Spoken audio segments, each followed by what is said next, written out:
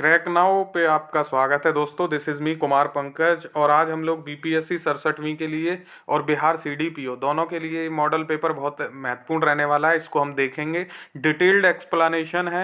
आप एक एक चीज़ को देखिएगा, एक एक क्वेश्चन में मॉक का मतलब ही यही होता है कि एक्सप्लेनेशन को ध्यान से सुनना। एक्सप्लेनेशन से भी क्वेश्चन बनते हैं। बीपी मॉडल पेपर से ये कोई नहीं क्लेम कर सकता कि सीधे क्वेश्चन बनेगा। हालांकि बनते हैं सीधे क्वेश्चंस और मैं कोशिश करूंगा सीधे क्वेश्चंस ही दूं आपको, बट एक्सप्लेनेशन से भी क्वेश्चन आ सकता है, तो ध्यान से सुनिएगा। इसमें हम विज्ञान और करंट अफेयर को सम्मिलित करेंगे। पहले विज्ञान के क्वेश्चंस को देखेंगे, जो कि साइंस जो है, केमिस्ट्री को हमने इसमें विशेष रूप से फोकस किया है, तो केमिस्ट्री को आपको ध्यान देना है। इसमें हम हर मॉडल पेपर में एक अलग साइंस के लेंगे, बायो को लेंगे, फिर फिजिक्स को भी लेंगे। आज केमिस्ट्री को देख रहे हैं। ध्यान से क्वेश्चन सॉल्व करिएगा। आंसर अपने जरूर बताइएगा मुझे कि आपने कितने सही किए हैं टोटल क्वेश्चंस में से, ठीक है। और वीडियो को रोक के अपने आप से खुद से क्वेश्चन कीजिए, फिर उसका आंसर मैं आपको बता ही दूंगा, तो वो आप करेक्ट करिएगा खुद को, ठीक है। जैसे मैं बोल रहा हूँ वैसे करिएगा, इसको सुनिएगा मत सिर्फ, क्योंकि आप थोड़ा एक्टिव होके इसमें पार्टिसिपेट करेंगे तो ये आपको हेल्प कर पाएगा मॉक पेपर, ठीक है। सबसे पहला क्वेश्चन है, हवा एक डॉट डॉट डॉट है, ठीक है। तो आप इसका मतलब समझ ही गए होंगे। हवा एक क्या है, ऑप्शन दिए हैं, इन ऑप्शंस में से आपको बताना है। मैं ऑप्शन नहीं पढ़ूंगा क्योंकि वीडियो बहुत लंबा हो जाएगा, तो मैं सीधे आपको आंसर बताऊंगा और फिर एक्सप्लेनेशन पे चलेंगे। इसका पढ़ देता हूँ, पहला ही क्वेश्चन है इसलिए। तो यहाँ पूछ रहा है हवा क्या है। ए ऑप्शन है शुद्ध मिश्रण, बी है केवल यौगिकों का मिश्रण, सी है केवल तत्वों का मिश्रण, डी है दोनों तत्वों और यौगिकों का मिश्रण। ई आप जानते हैं बिहार में नेगेटिव मार्किंग नहीं होती, तो 5 ऑप्शंस दिए होते हैं, उसमें से होता है उपयुक्त में से कोई नहीं है और उपयुक्त में से एक से अधिक, यानी ये है, इसमें नन ऑफ दी एबव होता है या मोर देन वन होता है। तो ये आप ई ऑप्शन के साथ थोड़ा ध्यान से देखेंगे। मॉक पेपर में मैंने इसको डाला है ई क्वेश्चन को, ताकि आप इसको समझ पाएँ इसका खेल क्या होता है, ठीक है। तो हवा एक क्या है, ये दोनों तत्वों का यौगिकों का मिश्रण होता है, यानी कि इसमें तत्व और यौगिक दोनों होते हैं हवा में, ठीक है। डी इसका करेक्ट आंसर है। हम इसको एक्सप्लेनेशन देख लेते हैं। तो हवा के बारे में आपको सबको पता ही है, पृथ्वी का वायुमंडल में जो है वो हवा है। मनुष्य इसके बिना जीवित नहीं रह सकते, सभी जीवितों के लिए, जो सजीव हैं उनके लिए आवश्यक है। इसका आकार और आयतन अनिश्चित होता है, मतलब इसका कोई शेप और वॉल्यूम डिफाइन नहीं है, निश्चित नहीं है। ये बहुत सारे गैस और धूलों के कणों का मिश्रण है। ये लाइन ध्यान रखिएगा, महत्वपूर्ण है, सीधे सीधे पूछ ली जाती है, छोटी छोटी बातें भी, ठीक है। तो ध्यान से इसीलिए कह रहा हूँ, एक्सप्लेनेशन को थोड़ा ढंग से देखिएगा। यह एक द्रव्य है या मैटर है, इंग्लिश में मैटर कहते हैं इसको। इसका कोई वास्तविक रंग नहीं है, ठीक है। लेकिन यहाँ से जो क्वेश्चन बनेगा वो यहाँ से बनेगा। तो ये एक्सप्लेनेशन देखिए, कई बार पूछ लेता है हवा की जो अनुमानित रचना है या हवा जो मिश्रण है उसमें क्या क्या पाया जाता है। तो सबसे ज़्यादा नाइट्रोजन होती है 78% के आसपास, 21% ऑक्सीजन, यानी दूसरे नंबर पे। ये परसेंटेज में आपको इधर उधर थोड़ा बहुत दिख सकता है, हो सकता है आपको कहीं कहीं नाइट्रोजन 79 दिख जाए, 78 समथिंग दिख जाए, तो आप मोटा मोटा ध्यान रखिए सबसे ज़्यादा नाइट्रोजन है, उसके बाद ऑक्सीजन है, फिर ऑर्गन आता है, फिर अन्य गैसें आती हैं, ठीक है। तो आपको अगर ये पता होगा नाइट्रोजन ऑक्सीजन ऑर्गन, तो आप एलिमिनेट कर लोगे, वहाँ से एग्जैक्ट आपसे अमाउंट नहीं पूछेगा कि आप बताइए कि 77 है कि 78 है कि 79 है, वैसा कुछ नहीं होगा। तो यहाँ इसका जो क्वेश्चन का आंसर है वो डी हो जाएगा, ठीक है। पहले क्वेश्चन का आंसर डी है। अपना स्कोर जरूर बताइएगा। आप पहले क्वेश्चन को अटेम्प्ट करेंगे, फिर एक्सप्लेनेशन देखेंगे। क्वेश्चन नंबर 1A है, इसको आप 2 लिखेंगे अपने यहाँ पे। ये मैंने बाद में ऐड किया था इसलिए 1A डाल दिया, क्योंकि नंबरिंग पहले हो चुकी थी। तो जीवाणु क्रिया को रोकने के लिए निम्नलिखित पदार्थों में से कौन सा फलों के पैकेजिंग में उपयोग किया जाता है। ये जीवाणु क्रिया को रोकने के लिए है, बहुत इंपॉर्टेंट क्वेश्चन है, ये अपडेटेड है, ये यूपीपीसीएस में पूछा जा चुका है, तो मुझे लगा कि इसको डिस्कस कर दूं, इसलिए मैंने यहाँ पे ले लिया इसको। कौन सा है पदार्थ जो जीवाणु क्रिया को रोकने के लिए फलों के पैकेजिंग में उपयोग किया जाता है। Ethyl bromide, methyl bromide, silver bromide, sodium bromide, या नन उपयुक्त में से कोई नहीं है और उपयुक्त में से एक से अधिक। इस ऑप्शन को आप ध्यान से देखिएगा, ये बड़ा गड़बड़ भी कराता है बिहार में। तो ध्यान से क्वेश्चन को अटेम्प्ट करना है आपको, ठीक है। इसका सही आंसर मैं बता देता हूँ, मैं फिर बोल रहा हूँ कि आप वीडियो को पॉज करके फिर देखिएगा। इसका जो सही आंसर है वो बी है, जो मिथाइल ब्रोमाइड है। ये जो है ये पदार्थों में, फलों की पैकेजिंग में उपयोग किया जाता है ताकि उसमें कोई बैक्टीरियल ग्रोथ ना हो सके, ठीक है, जीवाणु क्रिया ना हो, तो पैकेजिंग में मिथाइल ब्रोमाइड का प्रयोग किया जाता है। ध्यान रखिएगा, बहुत इंपॉर्टेंट क्वेश्चन है ये, बी इसका सही आंसर है, ठीक है, मिथाइल ब्रोमाइड, याद रखिएगा। अगला क्वेश्चन है, द्रव्य की अवस्थाओं की अधिकतम संख्या क्या है, यानी मैटर की अधिकतम संख्या क्या है। ये बहुत इजी से लग रहा है क्वेश्चन आपको देखने में, बट चिंता मत करिए, क्वेश्चन अच्छे खासे डिफिकल्ट भी आएंगे, बट ऐसे क्वेश्चन पूछे जाते हैं इसलिए मैंने इनको रखा है। मैं बेसिक से लेके आपको अच्छे लेवल तक लेके जाऊंगा, यही इस मॉक को लगाने का मजा है, आप देखते चलिए, ठीक है। मैटर की अवस्थाओं की अधिकतम संख्या क्या है, सबको 3 पता होगा, कुछ लोगों को 4 भी पता होगा, ठीक है। तो अगर इस क्वेश्चन के हिसाब से हम देखें तो यहाँ पे 4 आंसर कर सकते हैं, ठीक है। मैं ऐसा क्यों बोल रहा हूँ कि 4 आंसर कर सकते हैं, अभी हम देखेंगे। तो अगर एग्जैक्ट हम बोलें अभी के वर्तमान में तो 4 हम बोल सकते हैं, लेकिन कहीं कहीं आपको 5 भी देखने मिल सकता है, उसको हम देखेंगे। तो यहाँ इसका बी आंसर हम मान के चलेंगे इस क्वेश्चन के अकॉर्डिंग, ठीक है। लेकिन क्योंकि पदार्थ की 4 अवस्थाएं अभी जो ज्ञात हैं, जो मानी जाती हैं, जो सैद्धांतिक तौर पे मान ली गई हैं और व्यवहारिक तौर पे भी, तो ठोस, द्रव, गैस और प्लाज्मा। ये प्लाज्मा वाली जो अवस्था है, इससे काफ़ी लोग आप में रूबरू भी होंगे। प्लाज्मा क्या है, एक गैसीय अवस्था होती है, लेकिन ये आयनित होती है। जैसे ठोस, द्रव और गैस हैं, वैसे ही प्लाज्मा भी है, गैस होता है, लेकिन प्लाज्मा क्या है, आयनित होती है, आयन इससे जुड़े होते हैं, इसलिए प्लाज्मा गैस से थोड़ा अलग हो जाता है। तो पदार्थ की 4 अवस्थाएं हैं जो मानी गई हैं, ठोस, द्रव, गैस और प्लाज्मा, लेकिन आपको कहीं कहीं 5 भी देखने मिल सकता है, या हो सकता है अलग से 5वीं अवस्था के बारे में पूछ ले। इस पे अभी रिसर्च चल रहा है, बोस आइंस्टाइन कंडेंसेट्स, या बीईसी बोलते हैं इसको।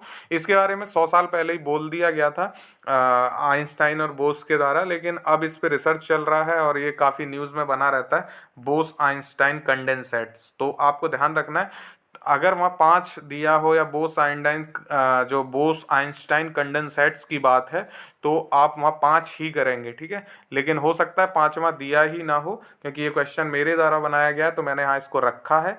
तो इसका सही आंसर सी भी हो जाएगा, ठीक है। दोनों बातें ध्यान रखिएगा, 5वां नहीं दिया है कि दिया है, या किस हिसाब से क्वेश्चन पूछा है, भाषा क्या है क्वेश्चन की, उस पर डिपेंड करेगा। तो मैंने 5वां आपको बता दिया है जो न्यूज़ में है और चल रहा है, लेकिन सैद्धांतिक तौर पे अभी इसको किताबों में डाला नहीं गया है, बोस आइंस्टाइन कंडेंसेट्स को, ठीक है, या बीईसी को।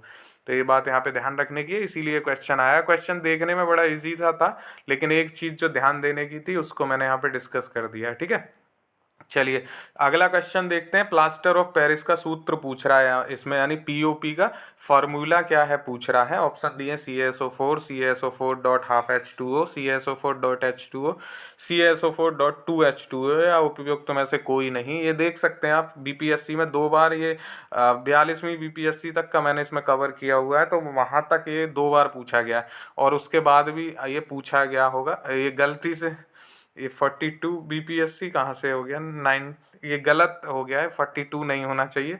अभी तो बीपीएससी चल ही रही है, 39-42 बीपीएससी, हाँ सही है, 65वीं चल रहा है ना, 67वीं की हम तैयारी कर रहे हैं। तो ये 42 तक की बीपीएससी का 1997 तक का है, और इससे बाद में भी ये क्वेश्चन कई बार पूछा गया है, स्टेट पीसीएस में भी ये क्वेश्चन पूछा गया है, तो इसका ध्यान रखिएगा आप, ठीक है। काफ़ी आगे हम पहुंच गए हैं, बहुत बार ये क्वेश्चन पूछा गया, रिपीटेड क्वेश्चन है ये, प्लास्टर ऑफ पेरिस का सूत्र क्या है। तो आप सबको पता होगा CaSO4 डॉट हाफ H2O जो है, ये प्लास्टर ऑफ पेरिस का फार्मूला होता है। इसका सही आंसर बी हो जाएगा, ठीक है। आप एक चीज़ देख रहे हैं, ई जो आंसर होगा ना, ये ई बहुत कम में आंसर होता है, ये ध्यान रखिएगा, ई जो है बहुत कम में मिलेगा। ये आप ये सारी चीज़ें नोट करिएगा कि कौन सा क्वेश्चन का आंसर क्या बन रहा है, और आंसर की प्रकृति के हिसाब से ई ऑप्शन बनता है, ठीक है। ध्यान रखिएगा, इसका जो सही आंसर है वो बी है। एक्सप्लेनेशन जरूर देखेंगे हम। अर्ध जलयोजित जो कैल्शियम सल्फेट होते हैं उनको सामान्यतः प्लास्टर ऑफ पेरिस कहा जाता है। अर्ध जलयोजित कैल्शियम सल्फेट, ये बात ध्यान रखिएगा, अर्ध जलयोजित कैल्शियम सल्फेट को प्लास्टर ऑफ पेरिस या पीओपी कहते हैं, ठीक है। पीओपी की यहाँ पे बात हो रही है, प्लास्टर ऑफ पेरिस की।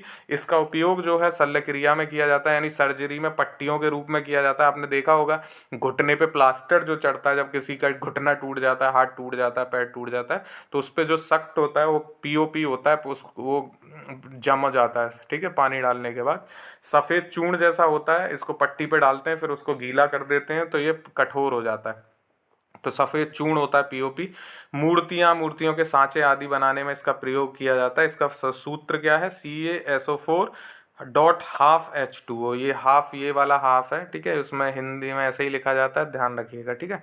कैल्शियम सल्फेट हेमीहाइड्रेट भी बोलते हैं इसको, कहीं पूछ ले तो ध्यान रखिएगा, कैल्शियम सल्फेट हेमीहाइड्रेट। ओके, चलिए नेक्स्ट क्वेश्चन देखते हैं। परमाणु जिनमें प्रोटॉनों की संख्या समान परंतु न्यूट्रॉनों की संख्या जो है वो भिन्न भिन्न रहती है, क्या कहलाते हैं?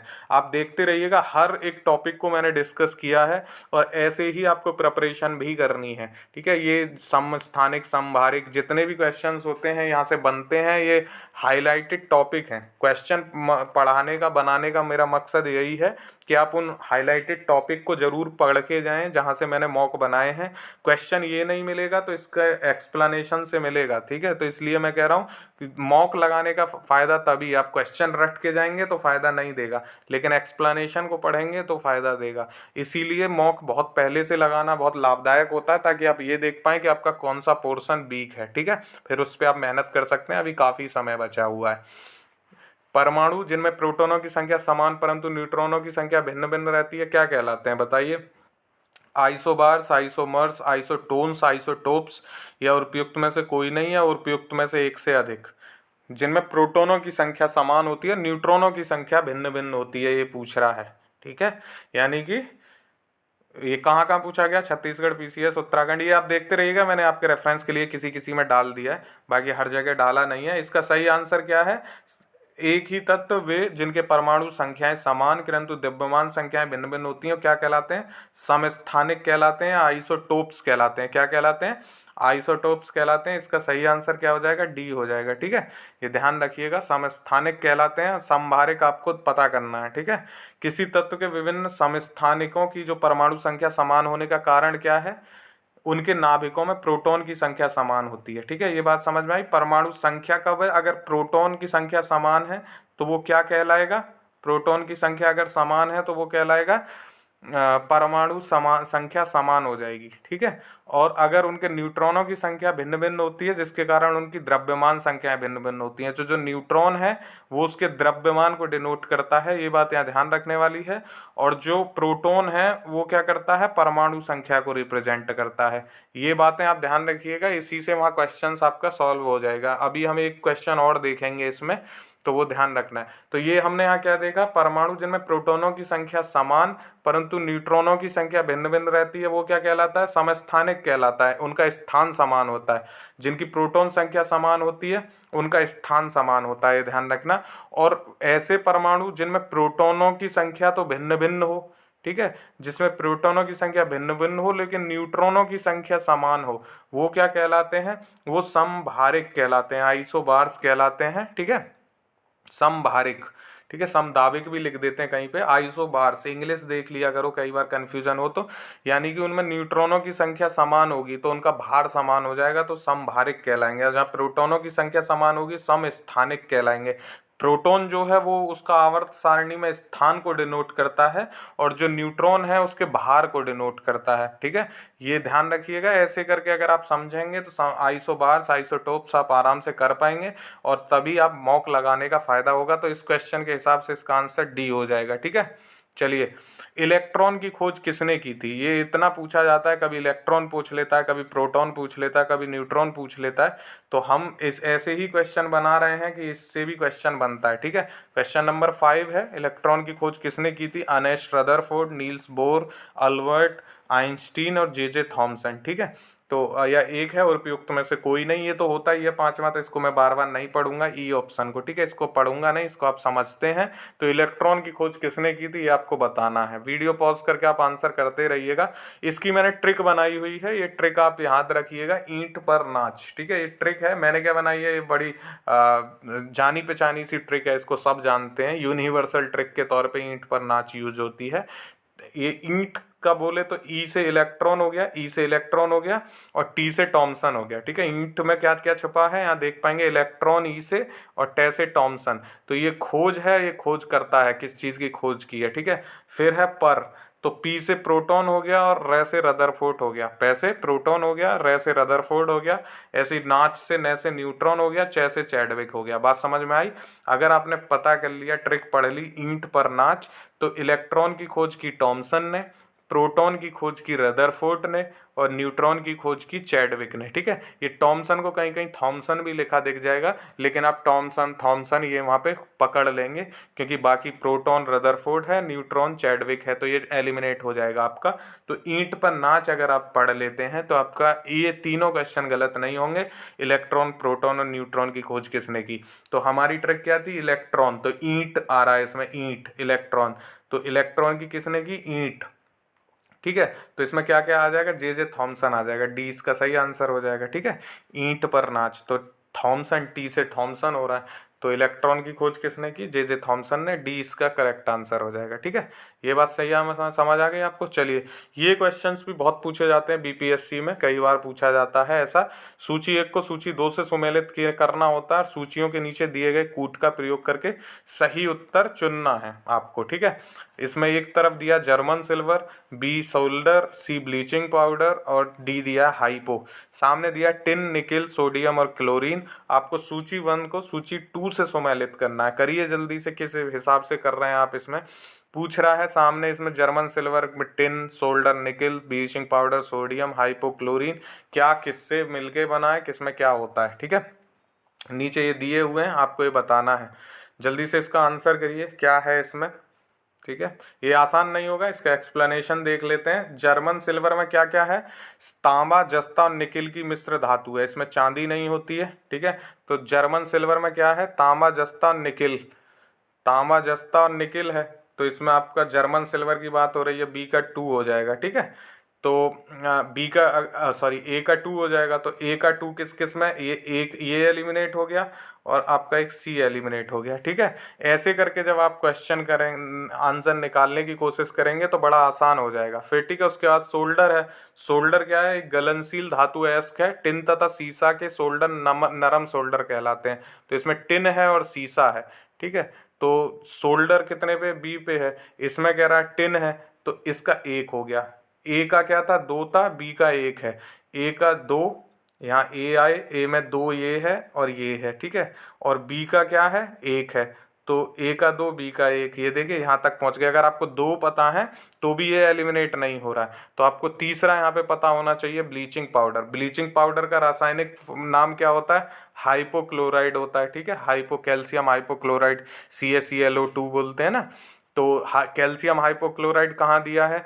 तो कैल्शियम हाइपोक्लोराइड देखिए, इसमें कहीं सोडियम है और क्लोरीन है, और उसके बाद सोडियम और थायोसल्फेट या हाइपो, इस सफेद क्रिस्टलीय गंधहीन ठोस होता है, ठीक है। तो इसमें क्या क्या दिया हुआ है? क्लोरीन दिया हुआ है, सोडियम दिया हुआ है।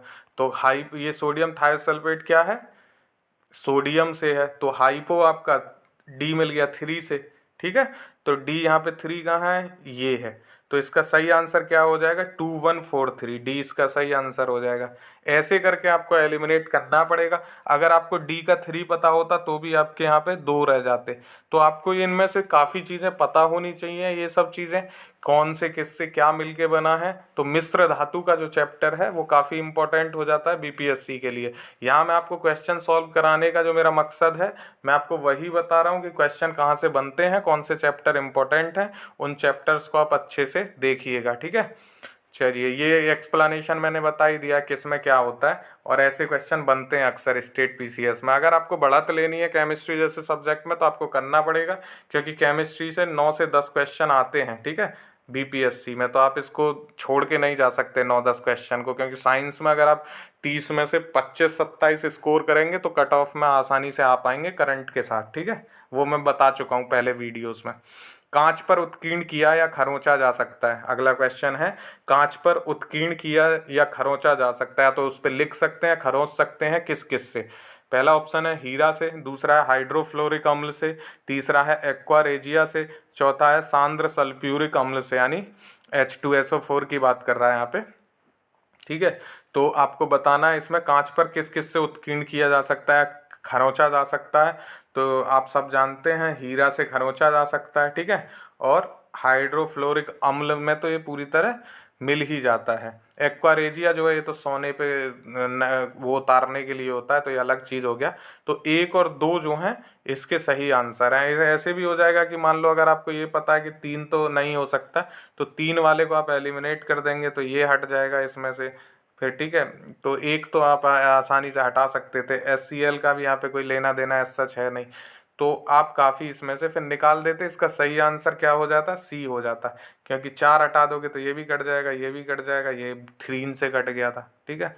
तो 1 और 2 इसका सही आंसर हो जाना चाहिए सी मेरे हिसाब से। अभी देख लेते हैं इसका एक्सप्लेनेशन क्या है। कांच पर उत्कीर्ण किया खरोंचा जा सकता है, ठीक है, सी इसका सही आंसर है। हीरे का उपयोग कांच को काटने तथा उस पर उत्कीर्ण करने या खरोंचने में होता है, ठीक है।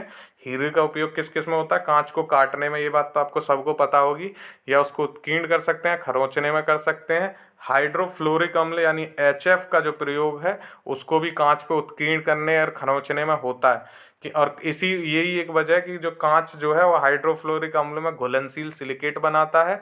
इस वजह से इसका जो भंडारण है किसका, हाइड्रोफ्लोरिक का, ठीक है, इसका भंडारण कांच के बर्तनों में नहीं किया जाता है। ये बात ध्यान रखिएगा, इंपॉर्टेंट है। तो सही आंसर क्या हो जाएगा इसका, सी हो जाएगा।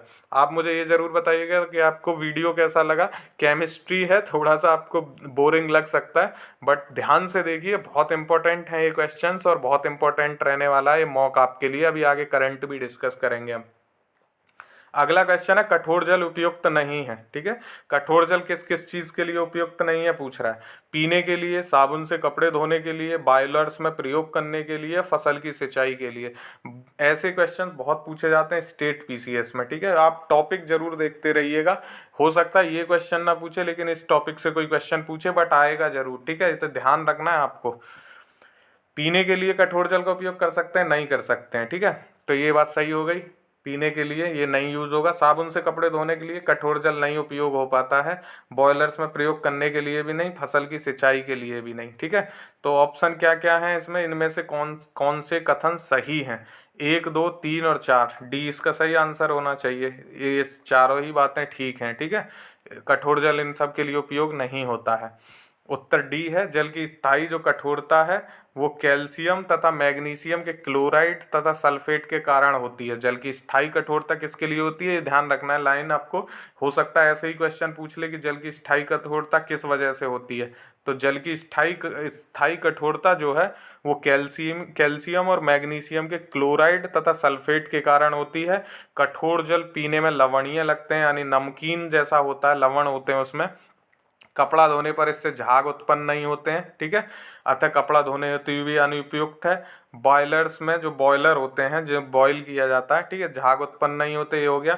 बॉयलर में उबालने पर कैल्शियम और मैग्नीशियम के लवण जो है वो सतह पर आकर जम जाते हैं और वाष्पन की क्रिया में अवरोध उत्पन्न करते हैं, जिससे उष्मा का संकेतन जल में बह जाता है और बॉयलर जो है विस्फोट करके टूट जाता है। ये बात ध्यान रखनी है, इसलिए बॉयलर में भी प्रयोग नहीं होता। कठोर जल फसल की सिंचाई के लिए भी उपयुक्त नहीं होते, क्योंकि जो फसल का जाइलम और फ्लोएम, ये पढ़ा होगा आपने, जाइलम और फ्लोएम को जो है, फ्लोएम क्या करता है वो भोज्य पदार्थ को ले जाता है और जाइलम जो है जल को ले जाता है, जल तने में जल को इधर से उधर संचारित करता है। तो जो जाइलम होता है उसको अवरुद्ध कर देते हैं और इससे फसलें कुंठित हो जाती हैं। तो इसके डी इसका सही आंसर हो जाएगा। चारों की वजह मैंने आपको बता दी है। एक्सप्लेनेशन आपको ऐसे ही पढ़ना है, तभी इसका कोई फायदा होगा मॉक का, ठीक है, ध्यान रखिएगा ये बात। अगला क्वेश्चन है किसी पदार्थ में मुक्त डॉट डॉट डॉट की उपस्थिति उसे विद्युत का स्वचालक बनाती है या विद्युत का वाहक बनाती है, ऐसे करके आपको इस क्वेश्चन को पढ़ना है। किसी पदार्थ में ऐसा क्या होता है मुक्त अवस्था में कि उससे उपस्थिति उसे विद्युत का स्वचालक बना देती है। ऑप्शन है पॉजिट्रॉन, इलेक्ट्रॉन, न्यूट्रॉन, प्रोटॉन, या उपयुक्त में से कोई नहीं है, उपयुक्त में से एक से अधिक, ठीक है। सही आंसर बताइए इसका क्या है। क्या ऐसा मुक्त है जो उपस्थिति उसे विद्युत का स्वचालक बना देती है। तो पॉजिट्रॉन तो बात ही गड़बड़ है। इलेक्ट्रॉन पे विचार करते हैं। न्यूट्रॉन क्या, प्रोटॉन का कुछ होता है। न्यूट्रॉन का मैंने बताया भार के आधार में, प्रोटॉन संख्या के आधार पे, पॉजिट्रॉन कुछ होता नहीं है। तो यहाँ पे इलेक्ट्रॉन आ जाएगा, ठीक है। इलेक्ट्रॉन की बात करेंगे यहाँ पे तो बी जो है वो सही आ जाए, क्वेश्चन आंसर हो जाएगा। बी को हम अभी देख लेते हैं एक्सप्लेनेशन। किसी पदार्थ में मुक्त इलेक्ट्रॉनों की उपस्थिति जो है इसे विद्युत का संवाहक बनाती है। आपने पढ़ा भी होगा 1s2 2p2, ठीक है, वो हाइब्रिडाइजेशन में आप पढ़ते थे, वो इलेक्ट्रॉन के बेसिस पे होता है। तो किसी पदार्थ में मुक्त इलेक्ट्रॉनों की जो उपस्थिति है उसे विद्युत का संवाहक या संचालक बना देती है। चालक में इलेक्ट्रॉन मुक्त अवस्था में होते हैं और ये इधर से उधर गति करते रहते हैं, और इसी की वजह से इसमें जो है संभावित अंतर पैदा होता है और विद्युत के लिए सुचालक हो जाता है। किसी दिए गए चालक में एक मुक्त इलेक्ट्रॉन की संपत्ति को इसकी गतिशीलता से परिभाषित करते हैं, यानी कि अगर वो मुक्त इलेक्ट्रॉन है तो वो कहीं भी जा सकता है, ठीक है, एक कक्षा में, उसी को ये कह रहा है कि वही गतिशीलता होती है। तो इलेक्ट्रॉन है बेसिकली इसका आंसर, ये ध्यान रखना है। बाकी आप इसको डिटेल में पढ़ लेना बाद में, ठीक है। ये मैंने आप यहाँ पे दिखा भी दिया है। ये पदार्थ पॉजिटिव और नेगेटिव विद्युत विस्वांक के बराबर सांद्रता ले जाते हैं और ये अपने मूल कणुओं के साथ निकटता से बंद बने होते हैं। आपने पढ़ा भी होगा पाई बॉन्ड और सिग्मा बॉन्ड, तो उसी में आप यहाँ पे देख रहे हैं मुक्त इलेक्ट्रॉन है जो इसकी गतिशीलता को निर्धारित करते हैं, ठीक है, इलेक्ट्रॉन। बाकी आपका प्रोटॉन और न्यूट्रॉन तो नाभिक के अंदर होते हैं, तो उनका एज सच कोई रोल इसमें नहीं होता है। यहाँ पे इलेक्ट्रॉन आपको याद रखना है, इलेक्ट्रॉन जो है यही मायने रखते हैं। यहाँ पे देख पाएंगे 1s 2p 3d 4f, ये इनकी क्लास है। ये ऐसे आगे बढ़ते चले जाते हैं। आपने अगर आवर्त सारणी वाला पढ़ा होगा तो आपको मालूम होगा, या 12th में या 10th में केमिस्ट्री अच्छे से पढ़ी होगी तो ये बात पता होगी आपको, ठीक है। चलिए, तो इसका आंसर एक बार मैं बता दूं फिर से, इसका सही आंसर क्या हो जाएगा, इलेक्ट्रॉन हो जाएगा, बी इसका करेक्ट आंसर है, ठीक है। चलिए अगला क्वेश्चन देखते हैं। किसी तत्व के एक परमाणु की द्रव्यमान संख्या 23 है और परमाणविक संख्या 11 है, तो उसमें होंगे, ये मैं क्वेश्चन अभी पहले डिस्कस कर चुका हूँ आपसे, फिर से वैसा ही क्वेश्चन घुमा के आया है, दूसरी शकल लेके आया है। क्वेश्चन वही है, शकल बदल ली है इसने बस, ठीक है। ये मैंने एक्सप्लेनेशन में भी बताया था आपको, समवारिक और समस्थानिक बता रहा था।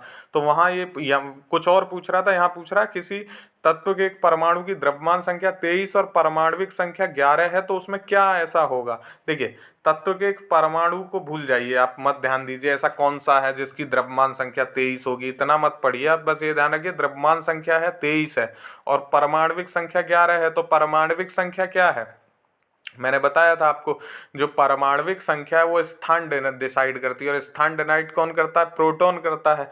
तो 11 क्या है, प्रोटॉन है, इसमें 11 प्रोटॉन एक ही जगह दिए हुए हैं। फिर दिया द्रव्यमान संख्या 23 है, तो द्रव्यमान में क्या होता है, जो नाभिक में होते हैं वो द्रव्यमान है, ये हमने बताया। तो उसमें न्यूट्रॉन होते हैं और इलेक्ट्रॉन होते हैं। तो देख लीजिए 12 11 23 यहाँ पे मिलके हो रहे हैं, ठीक है।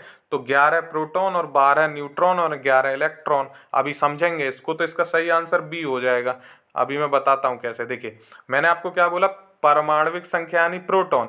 परमाणविक संख्या क्या, आवर्त सारणी में उसका स्थान डिसाइड करती है, ठीक है। द्रव्यमान संख्या उसका भार डिसाइड करती है। तो परमाणविक संख्या यानी प्रोटॉन, और प्रोटॉन 11 हैं, तो इसमें एक ही जगह लिखा हुआ है प्रोटॉन 11, तो ये तो ऐसे ही एलिमिनेट हो गया, और कुछ जरूरत भी नहीं थी करने की आपको। तो इसका बी आंसर हो गया। बाकी द्रव्यमान संख्या जो है, भार क्या है, न्यूट्रॉन और इलेक्ट्रॉन द्रव्यमान संख्या डिनोट करते हैं। बड़े ध्यान से सुनिए, बड़े आसानी से आपको समझ में आ जाएगा। ये द्रव्यमान संख्या किससे मिलकर बने होती है, न्यूट्रॉन और इलेक्ट्रॉन। तो 23 हैं, 11 12 23 हो गए, ठीक है। 11 प्रोटॉन दिए ही हुए थे, बड़ी आसान है। अब इसको आप देख लीजिए, यहाँ पे यही एक्सप्लेनेशन में कह रहा है, 11 प्रोटॉन 12 न्यूट्रॉन और 11 इलेक्ट्रॉन, ठीक है। तो परमाणु द्रव्यमान क्या है, प्रोटॉन और न्यूट्रॉन का योग है, ये बात मैंने बता दी आपको। परमाणु द्रव्यमान जो है वो क्या है, प्रोटॉन और न्यूट्रॉन का योग है। ये बात समझ में आई, द्रव्यमान किससे मिलकर बना है, प्रोटॉन और न्यूट्रॉन से, ठीक है। और एक परमाणु के नाभिक में प्रोटॉन और न्यूट्रॉन होते हैं। प्रोटॉनों की संख्या किसी तत्व की परमाणु संख्या होती है, ये बात मैंने आपको बता दी। ये जो है, जो परमाणविक संख्या क्या है, प्रोटॉन की संख्या है, ठीक है। 11 प्रोटॉन, ये मैंने बता दिया आपको। नाभिक बराबर क्या है, न्यूट्रॉन और प्रोटॉन, ठीक है। तो न्यूट्रॉन और प्रोटॉन जो है नाभिक में दिखाएंगे, तो दिया हुआ है कि द्रव्यमान संख्या 23 है और परमाणु संख्या कितनी है, 11 है। तो परमाणु संख्या मतलब प्रोटॉनों की संख्या, ये मैं बता चुका, ये 11 हो गए। तो ये जो दिया हुआ है उसके बारे में डिटेल है कि महत्वपूर्ण जो ये दिया हुआ है ना आपको यहाँ पे, कि जो आपके द्रव्यमान संख्या 23 है, तो ये सोडियम की दी हुई है, इसे Na से डिनोट करते हैं। ये अगर आपको डिटेल में पता करना हो, सीधा डिट्टो क्वेश्चन पूछ ले किसकी है, वैसे पूछेगा नहीं ऐसा। तो जो द्रव्यमान संख्या 23 है वो सोडियम की होती है, ठीक है। और इसका जो परमाणु संख्या है वो 11 है, चिन्ह इसका Na है, मैंने बता दिया, सोडियम को Na से डिनोट करते हैं। द्रव्यमान संख्या बराबर प्रोटोनों और न्यूट्रॉनों की संख्या, तो न्यूट्रॉनों की संख्या कितनी हो जाएगी, 12 हो जाएगी, क्योंकि उसकी संख्या दी हुई थी आपको, परमाणु संख्या वहाँ दी हुई थी 11, ठीक है। तो प्रोटॉन 11 हो जाएंगे। ये तो बड़ी आसान सी चीज़ थी। समस्थानिक क्या है, अलग अलग संख्याओं में न्यूट्रॉनों की और समान संख्याओं में प्रोटॉन वाले तत्व हैं। समस्थानिक समभारिक हम पहले देख चुके हैं। तो इसका सही आंसर क्या हो जाएगा, बी हो जाएगा, 11 प्रोटॉन 12 न्यूट्रॉन और 11 इलेक्ट्रॉन, ठीक है। इतना समझ में आ गया तो काफ़ी बहुत है आपको। दो परमाणुओं को समस्थानिक कहा जाता है, ठीक है। वही क्वेश्चन है, फिर से एक बार रिपीट हुआ है दूसरे में, वहां समभारिक पूछ रहा था, समस्थानिक पूछ रहा है, ठीक है। समस्थानिक पूछ रहा है यहाँ पे। अब बताइए इसका आंसर। इसका आंसर आप सब लोग बताएंगे क्वेश्चन नंबर 11 का। आपको लिखना है क्वेश्चन नंबर 11 का आंसर क्या है। इसका आंसर मैं नहीं बता रहा हूँ आपको, क्वेश्चन नंबर 11 का आंसर आप लोगों को बताना है कमेंट करके। इसका आंसर पीछे नहीं दिया होगा तो मैं हटा दिया, ठीक है। मैंने एक्सप्लेनेशन को निकाल दिया, या बताऊं आप लोगों को, नहीं नहीं नहीं बताऊंगा, अब आपको बताना पड़ेगा 11 का आंसर, ठीक है। ये मैं छोड़ रहा हूँ आप लोगों को, सबको बताना है 11 का आंसर क्या होगा। क्वेश्चन फिर से दिखा दूं, तो ये देखिए, हाँ बता दिया, लेकिन दो परमाणुओं का समस्थानिक कहा जाता है। दो परमाणुओं को समस्थानिक कब कहा जाता है, ये आप डिटेल में लिखेंगे, सिर्फ आंसर नहीं बताएंगे, ऐसे नहीं बता देंगे कि 11 का बी है, सी है, डी है, ए है। आपको इसका डिटेल्ड लिख के फिर कमेंट करना है, ठीक है। ध्यान रखिएगा 11 का। चलिए 12वां देखते हैं क्वेश्चन नंबर। निम्न में से कौन सा हाइड्रोजन का आइसोटोप है, ठीक है। ये क्वेश्चन रिपीटेड है, पूछा गया है पहले। ये बीपीएससी में भी, आईएएस में भी पूछा गया है, ठीक है। आईएएस में पूछा गया क्वेश्चन है, ये ध्यान रखिएगा। आईएएस प्री में पूछा गया था, ये काफ़ी पहले 90s की मैं बात कर रहा हूँ। निम्न में से कौन सा हाइड्रोजन का आइसोटोप है, प्रोटियम, ड्यूटेरियम, ट्रीटियम। डी दिया है, ए बी, ई दिया है, उपयुक्त में से कोई नहीं, उपयुक्त में से एक से अधिक, ठीक है। ध्यान से इस आंसर को कीजिए। हाइड्रोजन का आइसोटोप है, इसको आपको पता होगा, आप आंसर कर दीजिए, वीडियो पॉज कर लीजिए मेरा एक्सप्लेनेशन सुनने से पहले ही। देखो हाइड्रोजन के 3 आइसोटोप होते हैं, तो ये यहाँ पे दिया हुआ है। कई बार आपको लगेगा डी में ए बी दिया है तो ये सही है, तो ये गलत हो जाएगा। यहाँ पे इसका सही आंसर ई है।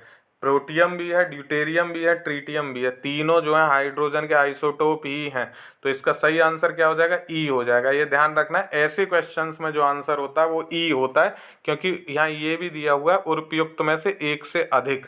तो प्रोटियम भी है, ड्यूटेरियम भी है, तो एक से अधिक तो यही हो गया, जबकि यहाँ ट्रीटियम भी है। तो उपयुक्त में एक से अधिक में 3 हो 4 हो क्या फर्क पड़ता है, 2 से ज़्यादा, 1 से ज़्यादा होने चाहिए, तो वहाँ आंसर ई आ जाता है। या आपको लगे कि इनमें से कोई भी नहीं है, तो उपयुक्त में से कोई नहीं भी दिया हुआ है तो भी इसका आंसर ई हो जाता है, ठीक है। तो ये ध्यान रखना है, इसका सही आंसर यहाँ पे ई हो जाएगा, क्योंकि ये तीनों ही जो हैं वो हाइड्रोजन के आइसोटोप्स हैं, प्रोटियम, ड्यूटेरियम और ट्रीटियम, ठीक है। चलिए इसका एक्सप्लेनेशन की ज़रूरत ही नहीं है, मैंने बता दिया। तीनों ही जो हैं ये ऐसे करके लिखा जाता है, 1H1, 1H2, ठीक है, और 1H3, ऐसे समथिंग होता है। आप मोटा मोटा समझ लीजिए, इसी को प्रोटियम, ड्यूटेरियम और ट्रीटियम बोलते हैं। 1 होता है, ये 2 होता है, ये 3 होता है, H2, H1, H3, ठीक है। चलिए अगला क्वेश्चन देखते हैं। निम्न में से किसमें अधिक ताप है, आपको दिया है, बड़ा सामान्य सा क्वेश्चन है। इसमें सबसे अधिक ताप किसमें होगा, बर्फ में, उबलते पानी में, भाप में। डी दिया है, बी और सी में। ई दिया है, और उपयुक्त में से कोई नहीं है, और उपयुक्त में से एक से अधिक। किस में अधिक ताप है, सबसे ज़्यादा ताप किस में होगा, सबसे अधिक टेम्परेचर किसका होगा, इसमें से आप बताइए। ए बी सी डी और या ई, कौन सा इसका सही आंसर है। तो इसका सही आंसर क्या हो जाएगा, निम्नलिखित में से किस में अधिक ताप है। सबसे ज़्यादा जो ताप होगा इसमें से वो होगा, माफ कीजिएगा, उसमें होगा सी में, भाप में जो है सबसे अधिक ताप होगा। भाप सबसे ज़्यादा जलाती है, आपने देखा होगा, उबलते पानी से भी ज़्यादा भाप जलाती है। तो सबसे ज़्यादा जो टेम्परेचर होता है वो भाप में होता है। सी इसका सही आंसर हो जाएगा, ठीक है।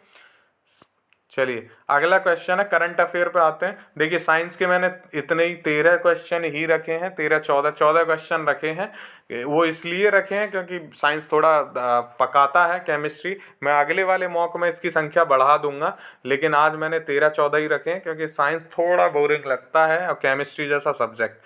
करंट अफेयर देखिए, आपको आनंद आएगा। ठीक है, हाल ही में नीति आयोग द्वारा जारी स्वास्थ्य सुविधाओं की राष्ट्रव्यापी जिलेवार रैंकिंग में बिहार के शेखपुरा जिले को देश भर में कौन सा स्थान प्राप्त हुआ है?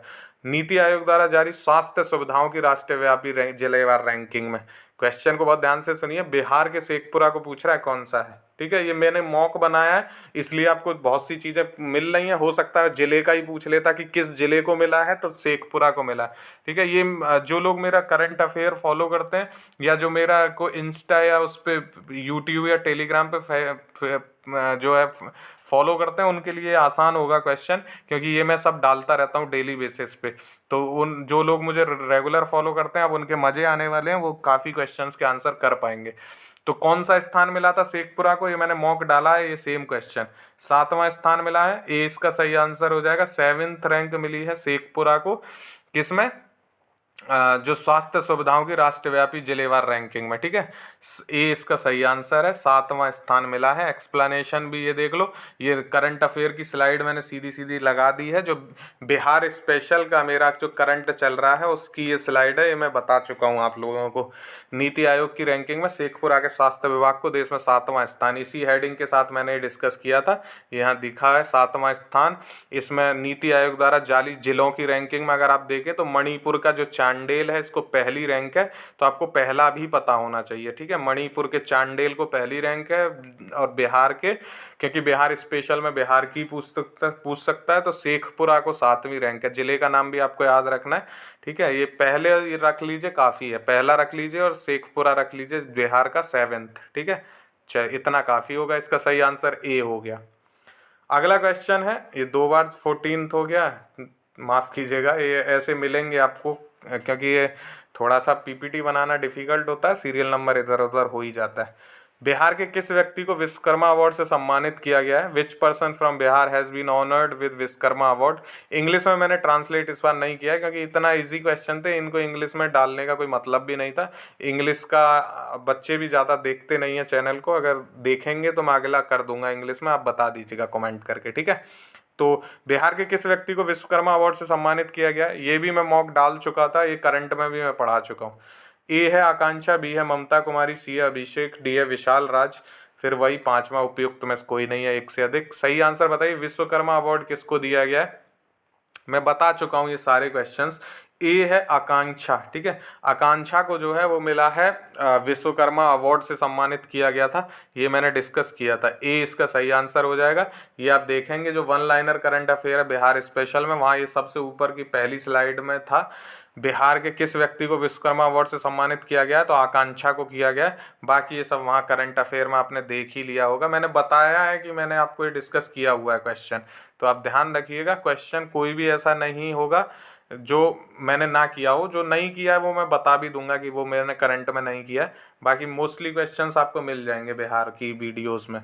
हाल ही में प्रदान किए गए तीसरे राष्ट्रीय जल पुरस्कारों 2020 की श्रेणी में उत्तरी क्षेत्र के लिए किस जिले को सर्वश्रेष्ठ जिले का खिताब दिया गया?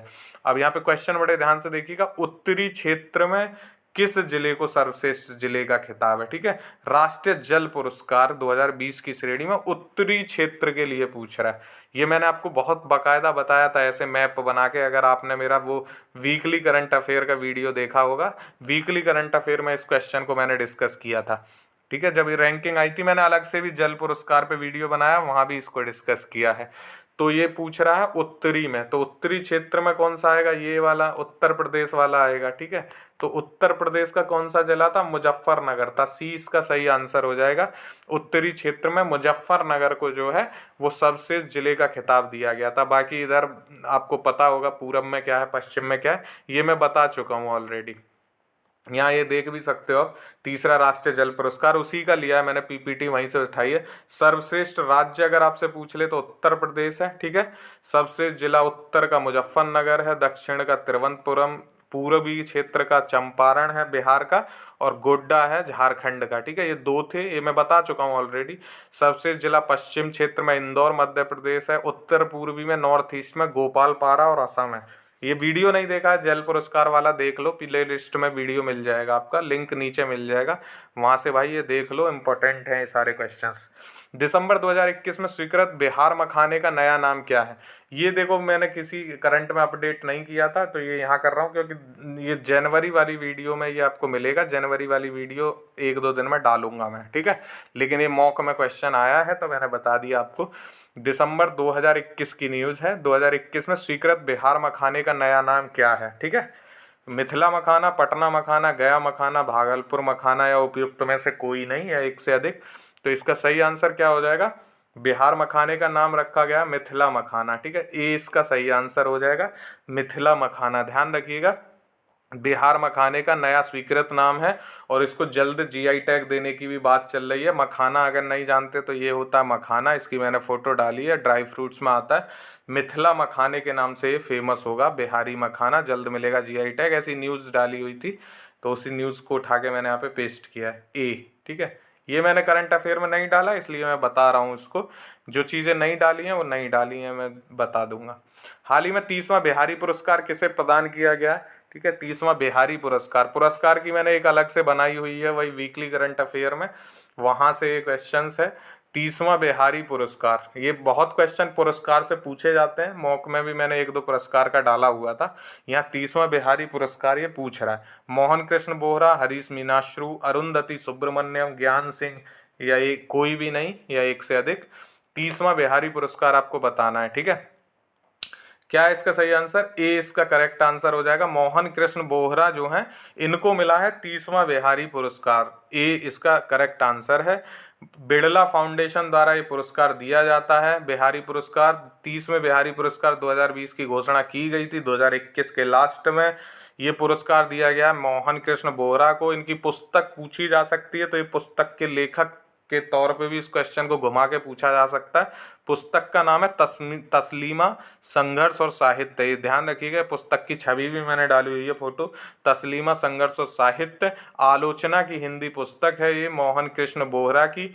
ध्यान रखिएगा सारी बातें, मोहन कृष्ण बोहरा, आलोचना की हिंदी पुस्तक, तस्लीमा संघर्ष और साहित्य। बिहारी पुरस्कार 2020 मिला है, किसने दिया है? बिड़ला फाउंडेशन द्वारा दिया गया। ठीक है, पुस्तक 2016 में प्रकाशित हुई थी और इसको अवार्ड अब दिया गया 2020 का बिहारी पुरस्कार 30वां। ठीक है, इतना याद रहेगा आपको, ए इसका करेक्ट आंसर हो जाएगा। ठीक है, चलिए आगे बढ़े। बिहार के किस जिले में 11 से 13 दिसंबर के बीच आयुर्वेद पर्व का आयोजन किया गया है? तो इसका आंसर बताना है आपको, नालंदा, मधेपुरा, गया, दरभंगा, या उपयुक्त में से कोई नहीं। बिहार के किस जिले में 11 से 13 दिसंबर के बीच आयुर्वेद पर्व? ठीक है, क्या है इसका सही आंसर? ए है, नालंदा। ये सारे डिस्कस्ड क्वेश्चन हैं, जो मुझसे लगातार जुड़े हुए हैं उनको तो ये ऑलरेडी याद होंगे, रट गए होंगे, और मेरी कोशिश है कि मैं आपको बिहार का पूरा जो है करंट अफेयर वो रटा दूंगा। ठीक है, नेशनल इंटरनेशनल से लेके सारा करंट अफेयर आपको बिहार पीसीएस और सीडीपीओ के लिए आप ऐसे हो जाओगे एकदम फिट, और आप आके कहोगे कि हाँ भाई सीधे सीधे क्वेश्चन मिले थे, और वही मेरा मकसद भी है।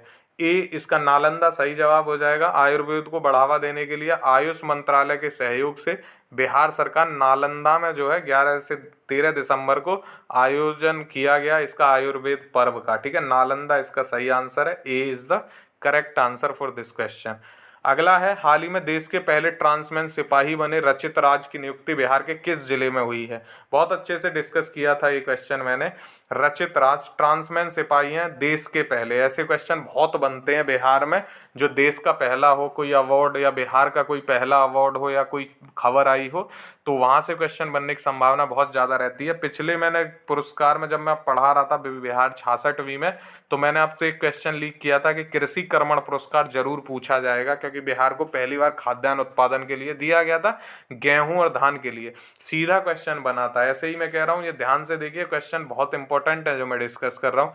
इसमें से आपको कई क्वेश्चन मिलेंगे सीधे सीधे इस वाली वीडियो से। ठीक है, तो देश के पहले ट्रांसमैन सिपाही रचित राज की नियुक्ति बिहार किस जिले में हुई है, ये आपको बताना है, डिस्कस कर चुका हूँ। बक्सर, रोहतास, पटना, कैमूर, या कोई नहीं।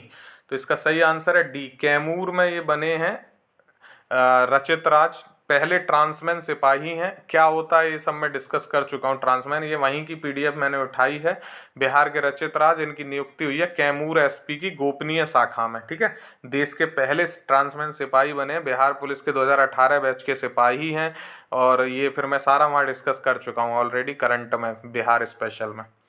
हाल ही में 51वां दादा साहब फाल्के पुरस्कार किस सुप्रसिद्ध फिल्म अभिनेता को दिए जाने की घोषणा की गई है। 51वां दादा साहब फाल्के पुरस्कार पूछ रहा है आप फिल्म अभिनेता को दिए जाने की, ठीक है।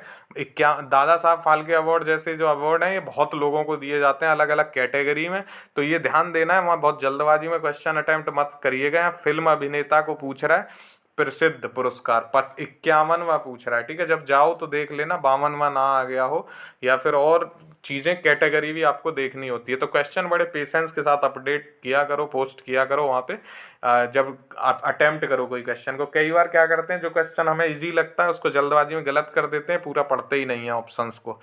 तो ऑप्शन दिए अमिताभ बच्चन, रजनीकांत, धर्मेंद्र, कमल हसन या कोई नहीं। तो इसका सही आंसर क्या हो जाएगा, रजनीकांत हो जाएगा। B is the correct answer for this question.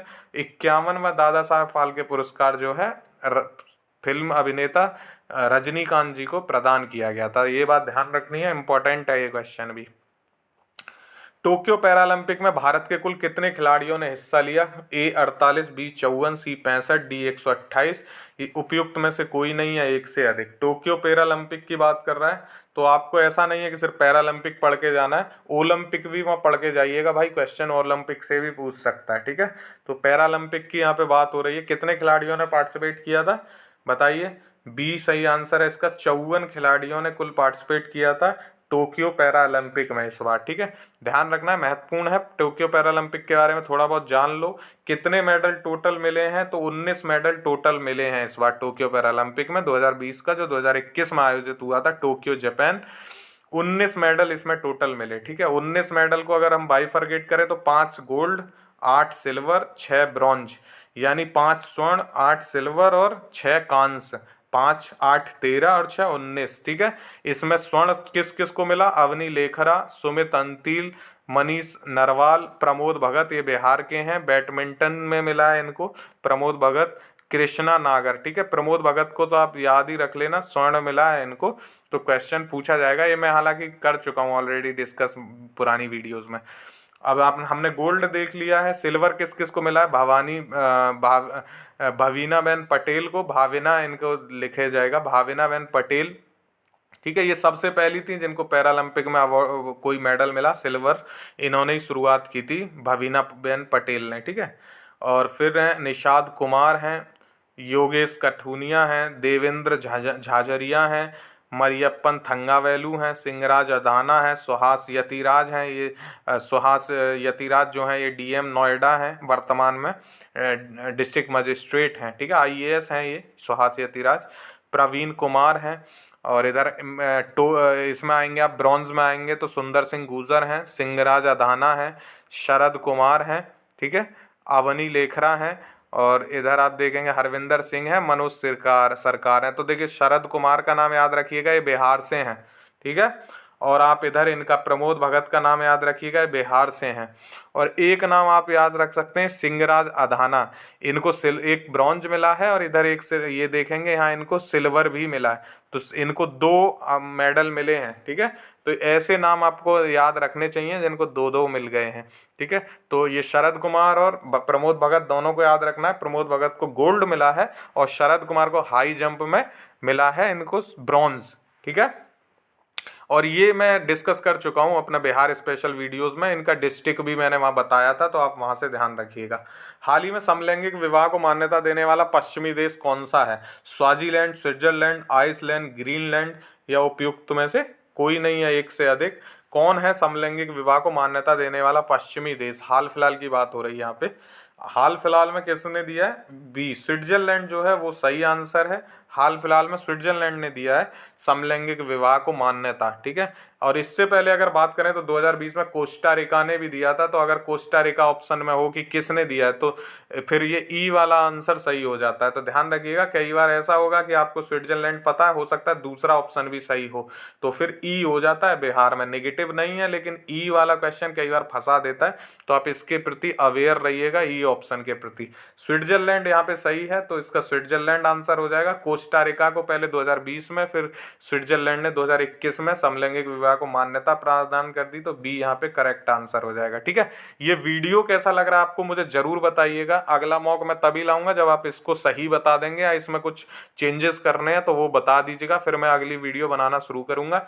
आपको एक काम जरूर करना है, प्लीज प्लीज प्लीज 4 से 5 लोगों को आप ये वीडियो शेयर करिए, और 4 से 5 लोगों को, ताकि चैनल थोड़ा ग्रो कर पाए। मैं इतनी मेहनत कर रहा हूँ, तो आपसे मेरी रिक्वेस्ट है 4 से 5 लोगों को ये वीडियो आपको शेयर करनी है। कुछ नहीं करना है, सिर्फ वीडियो को आपको शेयर करना है।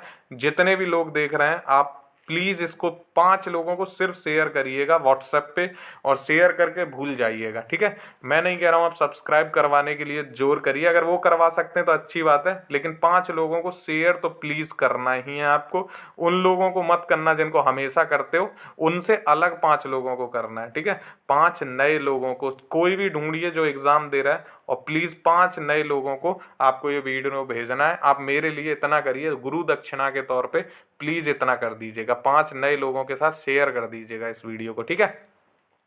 अगला क्वेश्चन है, हाल ही में कौन सा देश यूनाइटेड किंगडम से अलग होकर पूरी तरह गणतांत्रिक देश बन गया है?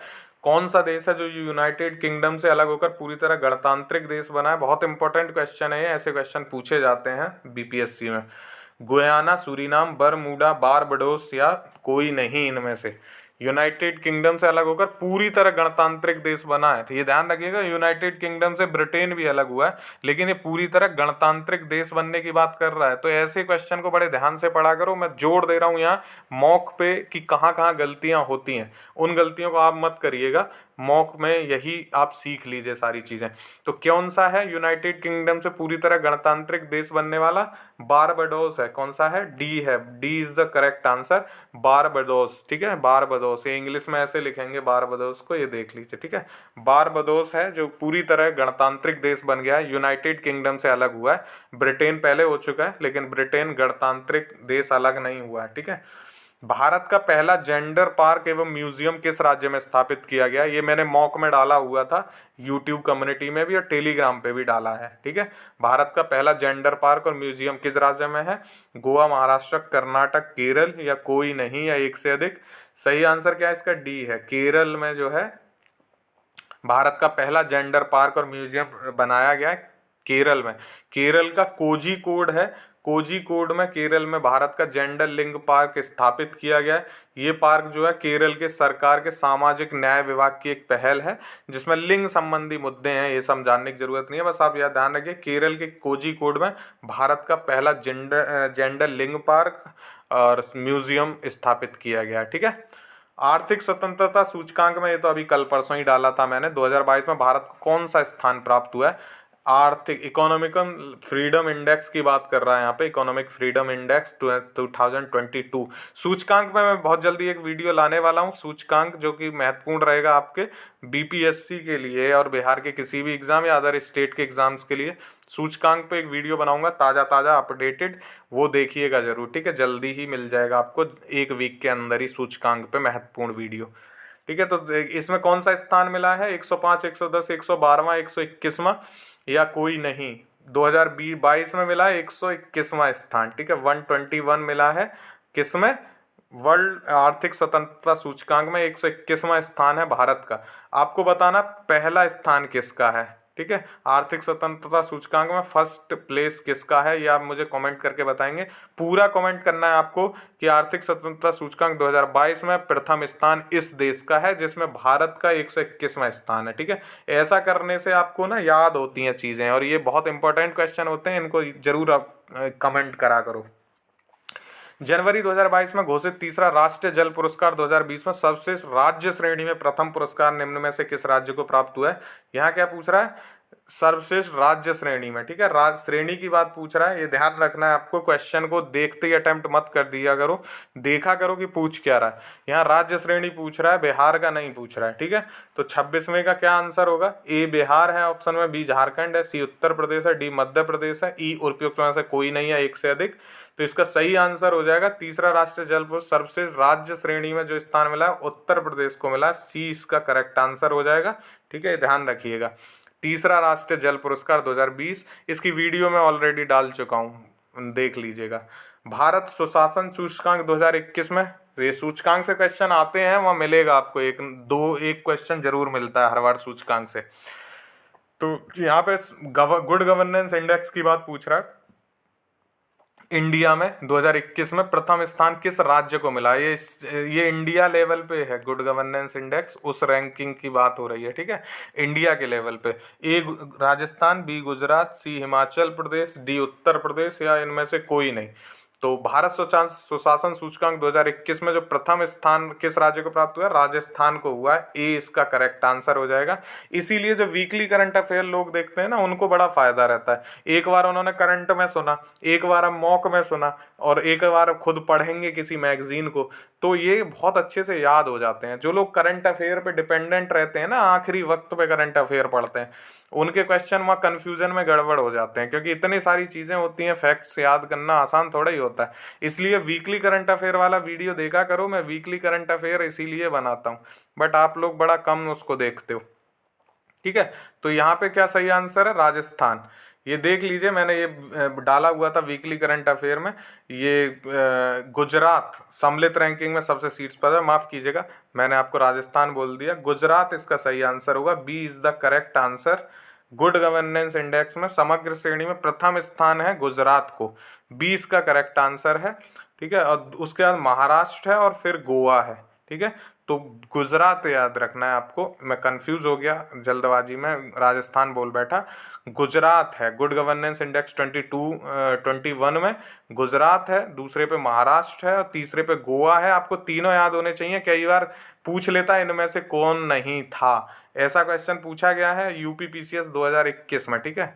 लेटेस्ट पेपर मैंने उसी को स्टडी किया, इसलिए उसी का रेफरेंस भी देता हूँ मैं बार बार। 2021 में उसमें पूछा गया था, दे दिए थे इसमें से कौन सा नहीं है, अब उसमें बहुत लोगों का गलत हुआ था, तो ध्यान रखना है। केंद्र शासित प्रदेशों की समग्र रैंकिंग में दिल्ली पहले पे थी गुड गवर्नेंस इंडेक्स में, ठीक है। चलिए अगला है, केंद्रीय मंत्रिमंडल द्वारा महिलाओं के लिए विवाह हेतु कानूनी उम्र 18 वर्ष से बढ़ाकर 21 वर्ष करने का फैसला किया गया है। ये फैसला किसकी अध्यक्षता में गठित समिति की सिफारिश पर आधारित है? ये भी मैंने मॉक में पूछा हुआ है। मल्लिकार्जुन खड़गे, के कस्तूरी रंगन, जया जेटली, हेमा कोहली या उपयुक्त में से कोई नहीं। तो देखो यहाँ तो ये पूछ ले कि उम्र कितनी की गई है, तो ऐसा तो नहीं पूछेगा। ये पूछ सकता है कि किसकी सिफारिश पे किया गया, कौन सी समिति की अध्यक्षता में ये फैसला लिया गया, यानी कौन समिति थी जिसने ऐसा फैसला दिया या जिसने सिफारिश की थी। तो ये इसका सही आंसर हो जाएगा जया जेटली, सी इसका करेक्ट आंसर है। जया जेटली की सिफारिश पे 18 वर्ष से बढ़ाकर 21 वर्ष करने का फैसला किया गया है महिलाओं के लिए विवाह की कानूनी उम्र को, ठीक है, केंद्रीय मंत्रिमंडल द्वारा। हो सकता है इस बार जीएस में शारदा एक्ट वगैरह से पूछ ले, ये ध्यान से पढ़ के जाइएगा शारदा एक्ट वगैरह की, क्योंकि विवाह पे आ रहा है तो जीएस में भी उससे रिलेटेड क्वेश्चन बन सकता है। तो जो शारदा एक्ट है, विधवा विवाह अधिनियम है, इनसे पढ़ के जाइएगा, धार्मिक सुधार आंदोलन से क्वेश्चन बनेगा महिला से जरूर कोई इस बार, ठीक है, ध्यान रखिएगा। हाल ही में जेल में बंद किस चीनी पत्रकार को लिन झाओ फ्रीडम अवार्ड प्रदान किया गया? ये इंपॉर्टेंट है, इंटरनेशनल करंट अफेयर से है। ये जेल में बंद है चीनी पत्रकार, उनको लिन झाओ फ्रीडम अवार्ड प्रदान किया गया, अभी हाल फिलहाल का 2021 का ये करंट अफेयर है, ठीक है, याद रखिएगा, लास्ट का ही बिल्कुल। तो ये ऐसे क्वेश्चन तो पूछे जाएंगे, काफ़ी 1.5 साल का बीपीएससी में करंट अफेयर आने वाला है इस बार, तो ये ध्यान रखना है आपको। लिन झाओ फ्रीडम अवार्ड, ऑप्शन है चिमलांग, पीट्री, संगसेन, पेरीलिया, उपयुक्त में से कोई नहीं। तो यहाँ ध्यान रखना आपको, संगसेन जो है ये सी इसका करेक्ट आंसर होगा। इंग्लिश और हिंदी नाम बड़ा डिफरेंट होते हैं ये चीनी लोगों के, तो इनका जो इंग्लिश नाम है वो है जैंग जैन। ये देख रहे हैं ना, जैंग जैन। इनको जी को ना सी जिनपिंग बोला जाता है, जैसे सी जिनपिंग लिखते हैं, ये एक्स को जिन पढ़ते हैं, तो ऐसे ही इनका जैंग जैन है। ये इंग्लिश और हिंदी वहाँ पे ज़रूर चेक करिएगा अगर ऐसा कोई चीनी नाम आता है तो ये यहाँ से मैंने एक करंट इसीलिए न्यूज़ का उठाया है। A US based right group had awarded journalist Zhang Zhan who was jail by Chinese authority for reporting on the कोविड-19 पैंडेमिक। तो ये इंग्लिश का मैंने इसीलिए लिया क्योंकि हिंदी वाला फिर वही नाम का दिक्कत होती, तो ये हिंदी इंग्लिश दोनों देख लीजिएगा। यहाँ संगसेन लिखा है, वहाँ जान जैंग लिखा है, ठीक है। तो लिन झाओ फ्रीडम अवार्ड किसको मिला, संगसेन या जांग जैन, ठीक है, ये ध्यान रखिएगा, इंपॉर्टेंट है। केंद्रीय शिक्षा मंत्रालय और अखिल भारतीय तकनीकी शिक्षा परिषद की तरफ से जारी अटल नवाचार रैंकिंग 2021 में किस आईआईटी संस्थान को लगातार तीसरी बार शीर्ष स्थान प्राप्त हुआ है। आईआईटी का पूछ रहा है, थर्ड रैंक किसको मिली है, ठीक है। IIT Delhi, IIT Kanpur, IIT Kharagpur, लगातार तीसरी बार शीर्ष स्थान, सब मार्क कीजिए, तीसरी बार टॉप रैंक किसको मिली है। इसका आंसर आप लोग बताएंगे, इसका आंसर मैं नहीं कर रहा हूँ। अटल नवाचार रैंकिंग में ये मैं बता चुका हूँ, अटल नवाचार रैंकिंग पूरी आपको, इसका सही आंसर आप कमेंट करके बताएंगे, ठीक है। तो ये आपको बताना है, ये मैं वीकली करंट अफेयर बना रहा हूँ, उसी का एक वो है, इसको मैं यहाँ डिस्कस नहीं कर रहा हूँ। ये आप यहाँ देख सकते हैं कि मैं जो इस बिहार स्पेशल करंट पढ़ा रहा हूँ उसी का एक पीडीएफ वहाँ पे लगा हुआ है, ये आ गया है, ठीक है। ये आज का मॉक था, मैंने मॉक कम डिस्कस किए हैं क्योंकि पहला वीडियो था और इसमें मुझे पता नहीं था कि कितना समय लगेगा, तो इसलिए मेरा पहला वीडियो है। इसमें क्वेश्चन मैंने 32-35 के आसपास ही हैं, ये देख लीजिएगा कितने क्वेश्चन है इनका, आप बताइएगा वीडियो इतना ही लंबा रखना है कि और बढ़ाना है। कैसा लगा वीडियो आप मुझे ज़रूर कमेंट करके बताइएगा। 5 लोगों के साथ शेयर करना बिल्कुल मत भूलिएगा, और आप मुझको बताइए कैसा लगा ये मॉक, ठीक है। बहुत मेहनत से बनाया है, आप इसका सही फीडबैक मुझे दीजिएगा, अच्छा बुरा जैसा भी है, बट फीडबैक जरूर दीजिएगा ताकि मैं आगे अगले मॉक बना पाऊँ, ठीक है। Thank you so much for watching, आप all the best for your exam, झंडे गाड़ के आइए, ठीक है। लाइक शेयर सब्सक्राइब जरूर करिए। क्रैक नाउ से आप फेसबुक पे भी जुड़ सकते हैं, इंस्टाग्राम पे भी जुड़ सकते हैं, और टेलीग्राम के लिए आपका लिंक नीचे मिलेगा जहाँ पीडीएफ वगैरह आपको मिल जाएंगी सारी, ठीक है। पीडीएफ इसकी मॉक की मैं नहीं देने वाला हूँ, इसकी पीडीएफ आपको नहीं मिलेगी, ये आपको वीडियो ही देखना पड़ेगा, ठीक है। Thank you so much for watching, have a good day, जय हिंद।